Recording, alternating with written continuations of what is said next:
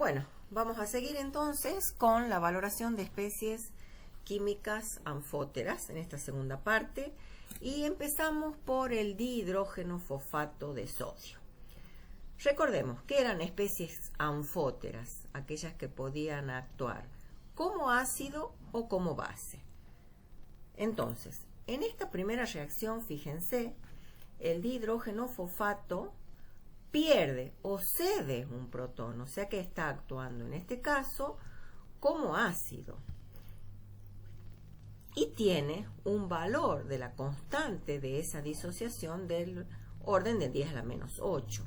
Estas gráficas ya las hemos visto varias veces y nos indican los valores de distintas constantes de diferentes ácidos y cómo son sus saltos. Y para que estén definidos, como mínimo tenía que ser 10 a la menos 8 la K, porque si no el salto no se define. En esta segunda reacción vemos que el dihidrógeno fosfato recibe un protón porque forma la especie ácido fosfórico. O sea que acá está actuando como base. Por eso la constante de este equilibrio le llamamos Kb. Y fíjense que es un valor mucho más chico. Se podía hacer la misma representación para bases de distintas fuerzas y veíamos lo mismo, que cuando las constantes eran muy chicas, los saltos no estaban definidos. Entonces, el dihidrógeno fosfato es anfótero, actúa en el primer caso cediendo protones como ácido y en el segundo caso recibiendo protones, o sea, como base. ¿Cómo haríamos entonces para valorar esta sustancia? Como base no podemos, porque la K es muy chica, entonces la valoraríamos como ácido. Entonces, ¿qué se va a usar? Una base. Por ejemplo, la común es el hidróxido de sodio estandarizado. El mismo análisis se puede hacer para el hidrógeno fosfato de sodio. En la primera reacción actúa como ácido porque cede el protón para formar el fosfato y una K muy chica. O sea que acá ya estamos viendo que como ácido a esta no lo puedo valorar directamente por el mismo asunto de las constantes. En la segunda reacción, en cambio, actúa como base. Fíjense, recibe protones para dar el dihidrógeno fosfato y esta acá sí se puede. Sí se puede hacer una valoración. ¿Y con qué sustancia entonces? Si va a actuar como base, usaremos un ácido, como el común usado, que es el clorhídrico estandarizado. Otra especie es el hidrógeno carbonato de sodio, que también ya lo hemos visto. Actúa cediendo protones en esta primera reacción con una K muy chica, recibiendo protones en la segunda con una Kb en el orden en donde sí se podría llegar a ver o hacer una valoración directa. Entonces, en este caso que actúa como base, vamos a usar ácido clorhídrico estandarizado para su valoración. Ahí el ejercicio 15 y el 16 es para aplicar de la página 43 estos conceptos. Pregunta, ¿qué sustancia usaría para valorar el hidrógeno fosfato en el 15 y el dihidrógeno fosfato en el 16? Entonces ya hemos visto que la reacción que se usa para el hidrógeno fosfato es como base, entonces se usa un ácido y ahí tienen que explicar los valores de las constantes y para ver el indicador vemos cómo es el salto de un pH alcalino a un pH ácido. Entonces conviene para poder ver el salto un indicador de pH bajo. En el caso del dihidrógeno fosfato, en cambio vemos que conviene usarlo como ácido, o sea, hace que valora con una base y el salto es de pH bajo a pH alto, o sea, el punto de equivalencia es en un pH alto. Y con eso terminaríamos las sustancias anfóteras inorgánicas. Y ahora vamos a ver un poco de los aminoácidos, que son sustancias orgánicas. Son compuestos anfóteros, o sea que actúan como ácido y como base. Fíjense, aminoácido tiene el grupo carboxílico en la punta y en el carbono alfa, el que está pegado, tiene el grupo amino. Por eso se llama aminoácidos. Y después tiene una cadena lateral que puede estar formado de distintas maneras que ya vamos a ir viendo. Este que tienen acá, de 2 carbonos, el aminoácido más sencillo llamado glicina, en solución acuosa, toma la siguiente forma. O sea, el protón del grupo carboxilo protona al amino. Y entonces forma esto que se denomina suiterión, que es un ion dipolar. Fíjese, tiene carga negativa y positiva.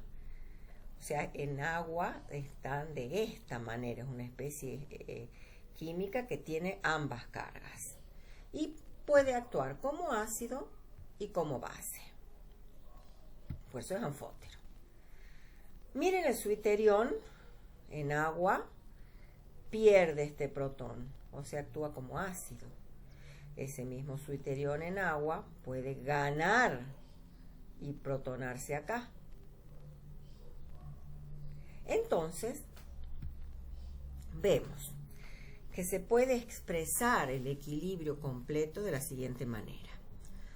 La especie completamente protonada en el grupo carboxilo y en el amino pierde en una primera etapa el protón, que es el más fuerte, es el del grupo carboxilo, y acá ya forma el suiterión, y en otra etapa pierde el protón del amino protonado. Entonces, acá se podrán definir 2 constantes para cada uno de estos, uno para cada uno de estos equilibrios. Entonces vemos que el primer caso, el suiterión, está en equilibrio con la forma aniónica. O sea, es este equilibrio. Es la K2, que más o menos corresponde a un pK de 9,7. En el segundo caso, en cambio, el suiterión, está en equilibrio con la especie protonada, completamente protonada, y vemos que está al revés el equilibrio, o sea, acá hablaríamos de una KB, más o menos como un pK de 12. Volviendo a ver estos equilibrios tienen que saber ustedes plantearlo para distintos aminoácidos.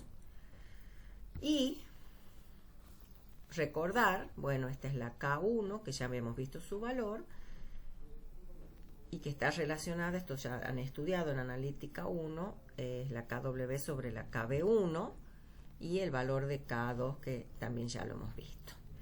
De manera que si quiero calcular el pH de esa especie que se llama suiterión, se hace como si fuera alguna de las especies anfóteras que hemos estudiado. Por ejemplo, el hidrógeno carbonato. Acuérdense, era pK1 más pK2 sobre 2. Acá se calcula de la misma manera el pH. pK1 más pK2 sobre 2. Y me da pH 6. Se define acá punto isoiónico, que es el pH, para el cual la concentración de la forma catiónica es igual a la concentración de la forma aniónica. O también se puede definir el punto isoeléctrico, que es aquel en el que no tiene migración neta en un campo eléctrico. Fíjense que tiene cargas positivas y negativas, entonces no hay migración en campo eléctrico.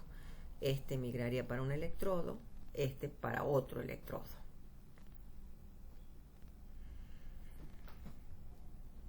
Bueno, esta es la curva de valoración de la glicina, que la tienen bien explicada en el libro y que es similar a lo que sería el caso del carbonato de sodio,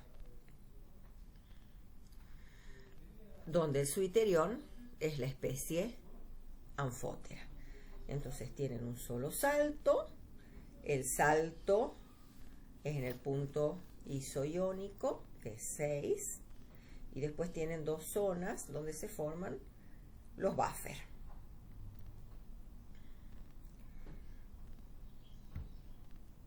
Y también tienen para analizar en el libro las especies iónicas de la glicina, es decir, la fracción de cada especie en función del pH, e ir viendo que a medida que el pH va aumentando, va disminuyendo la especie positiva, aumenta la especie negativa, y en la zona intermedia se encuentra el suiterión.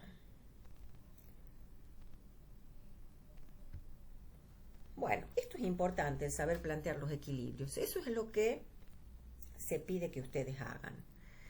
Tienen representado el aminoácido, pierde primero el protón del grupo carboxílico y en otra etapa el del grupo amino. Ya hemos visto el suiterión, su forma catiónica y su forma aniónica. Tienen que saber plantear este equilibrio. La forma catiónica predomina pH ácido y la aniónica a pH básico. Y después tenemos para calcular, ya sabemos cómo, el pH del ion dipolar. Entonces, ¿qué variaciones tienen respecto a la forma esta más simple que es la glicina? Este R puede tomar distintos aspectos. La glicina es el protón, con protón nada más, o sea, es el de cadena de 2 carbonos. Si es un metilo se llama alanina, si es un isopropilo se llama valina. También puede tener un grupo fenilo o bencilo, fenilalanina. Y después hay otros casos también, en donde el grupo R puede tener carga. O sea, el amino estar protonado, como en el caso de la lisina, o tener otro grupo carboxílico como el ácido glutámico. Estos son casos un poquito más complejos. Pero siempre se plantean de la misma manera los equilibrios. Bueno, en esta tabla tiene una lista de aminoácidos con el pK del grupo carboxilo, del grupo amino y de la cadena R lateral. Habíamos visto que la lisina tenía un NH3 protonado en la cadena. Entonces tenemos, ¿cuál es el protón más fuerte? El que primero pierde, el del grupo carboxílico. Fíjense, más o menos siempre están con un valor de pK de 2. Luego pierde el grupo amino del carbono alfa. Y por último, el NH3 de la cadena lateral.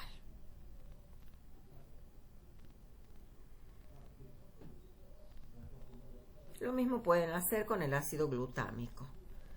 El grupo carboxilo es el primero. Acá hay un cambio. El grupo, perdón, ya volvemos. El grupo sigue el carboxílico de la cadena lateral, el segundo que se pierde. Y este es el tercero. Fíjense que tienen que ir aumentando los pK. Entonces, si ustedes tienen que plantear los equilibrios, tienen la especie completamente protonada, pierde este primero, pierde después el del grupo amino, es el segundo, y en último lugar pierde el del amino de la cadena lateral. ¿Cómo hacemos para calcular el pH en el punto isoeléctrico? Hay que buscar dónde está el suiterión. Este es un equilibrio más complejo. El suiterión es la especie que tiene compensadas cargas positivas y negativas. O sea, acá no. Hay positiva. Acá tenemos dos positivos y una negativa. Acá tenemos negativo y positivo. Y acá ya es negativo. O sea, este es el suiterión. Para calcular el pH, tenemos que tomar en cuenta los pK en donde participa esa especie.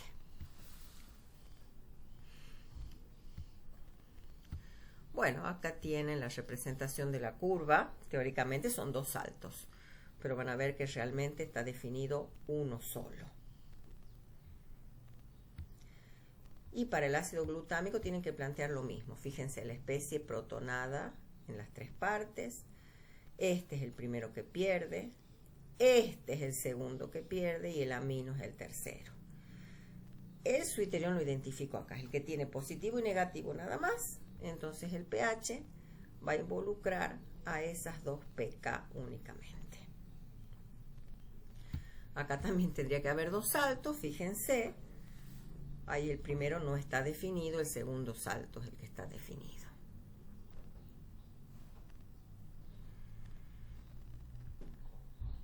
Bueno, y hay problemas propuestos en donde ustedes tienen que plantear estos equilibrios para 2 aminoácidos y dibujar la curva de valoración. La valina ya la hemos visto, tenía el grupo isopropilo y solo es un salto, hay 2 pK, o sea es pK1 más pK2 sobre 2, acá no es complicado.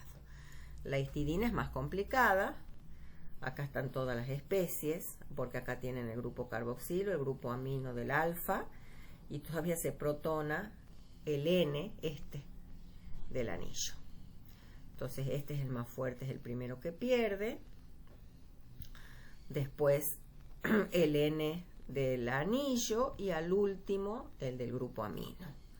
Entonces busquemos dónde está el suiterión y el pH va a estar entre estos 2 pK.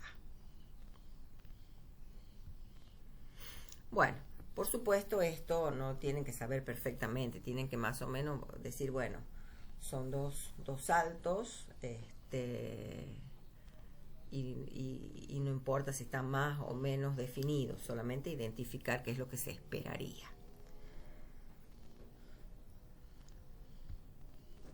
Bueno, con esto terminamos el tema que hace a la volumetría de neutralización en sistemas complejos.